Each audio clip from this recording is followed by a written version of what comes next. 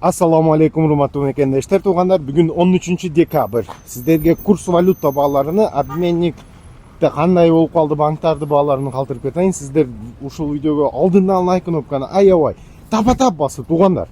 Каналга катталбагансыздар, каналга катталып койсоңор, ушундай сонун так маалыматтарды иншалла биринчилерден көрөсүңөр. Ким кайсыл жерден көрүп атканын жазып кеткиле, туугандар, комментарийга. И Россияда, Кореяда, Европада жүргөндө иштериге ийгилик баарын иншалла. Айылбанк курс валюта баасы доллар 86.65, рубль 0.825 тиын, сатылышы 0.865 тиын.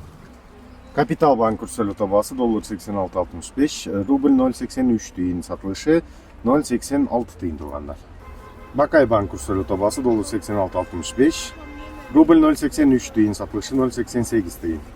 Банк Азия курс валюта баасы доллар 86.75, рубль 0.83 тиын, сатылышы 0.88 тиын. Доскреда банк курс валюта баасы доллар 86.65, рубль 0.831 тиын, сатылышы 0.855 тиын.